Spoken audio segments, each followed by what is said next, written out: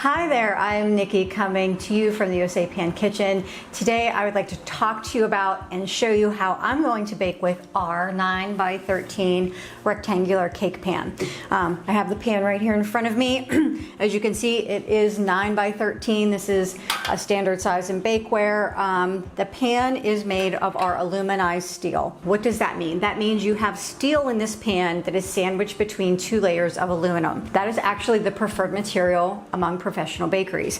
The pan, as you can see, has these lines on them, which we call corrugations. Those serve 3 purposes in the pan. If you were wondering, it's not just for looks. Those lines actually help with even browning. It helps air circulate under your baked goods. It also provides strength to the pan, and it also helps with non-stick. While we're talking about non-stick, all of our USA pans are coated with what we call Americoat. It is a completely safe, amazing non-stick coating on our pans. There's no need to grease, flour, or do anything to these pans. In fact, we prefer that you don't do that because if you do it, it can affect the coating of your pan. Also, I want to talk about the sides of our pan. If you look on the side here of the 9 by 13, you can see some folds here. The pan is folded, and that helps to achieve these lovely straight sides. A lot of bakers actually prefer to have the straight sides when you're making any kind of bars. Turn it this way. When you're making any kind of bars, brownies, that type of thing, you're going to get those straight sides. This pan, not only is it good for brownies, bars, it's actually great for casseroles or bakes. It is summertime. We have an abundance of juicy, ripe fruit. Perfect time, and I'm gonna show you how that I make a peach blueberry cobbler in this pan. So I'm gonna start out with about 4 cups of peaches, and I'm gonna mix this all in the pan because I don't want to dirty another pan. So I'm gonna get the peaches in there, and then I'm gonna go in here with about 3 cups of blueberries. As you can see, I did not grease or flour or coat the pan in anything. So I've got the fruit in there. To the fruit, I'm going to add a 1/2 cup of sugar. To that, I'm going to go in with 3 tablespoons of cornstarch, do a pinch of salt, 1/2 teaspoon of cinnamon.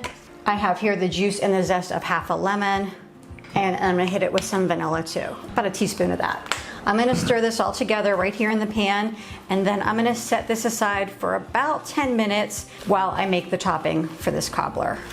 Okay, time to talk about the topping for our cobbler. In my bowl here, I have 1 1/3 cup of all-purpose flour, a 1/2 cup of sugar, 2 teaspoons of baking soda, and a 1/2 teaspoon of salt. I'm going to give that a whisk. Now I'm going to go in here and I'm going to work in a 1/2 cup of cold butter, which I've cut into chunks. I'm just going to work that in with my hands because I find that to be the easiest way, but if you want to use a pastry cutter or forks or something else, you can do that as well. Okay, I've worked the butter into that flour sugar mixture, and now I'm going to go in with 2/3 of a cup of buttermilk. Just get that mixed together with a fork here. Okay, so I'm just going to go ahead and dollop this cobbler topping right on top of the fruit here.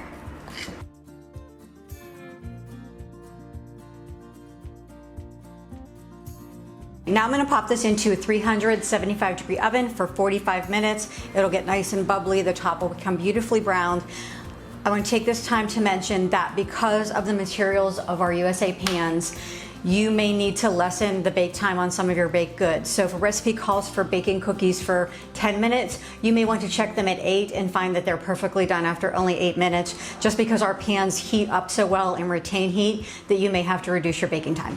So I'm gonna put this in the oven for 45 minutes. We are back. I wish you could smell this in the kitchen. It smells so great. We've got our juicy fruit cobbler here, peaches and blueberries. We have browned the topping in the oven there. I'm gonna go ahead. This just came out of the oven, so it might be a little sloppy.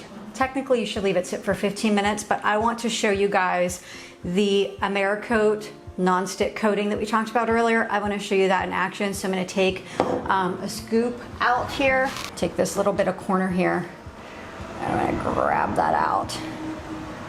And you could see here on the bottom just how clean that came up. So if you've got sticky fruit, that's going to clean up in that corner here. This is great with a big scoop of vanilla ice cream.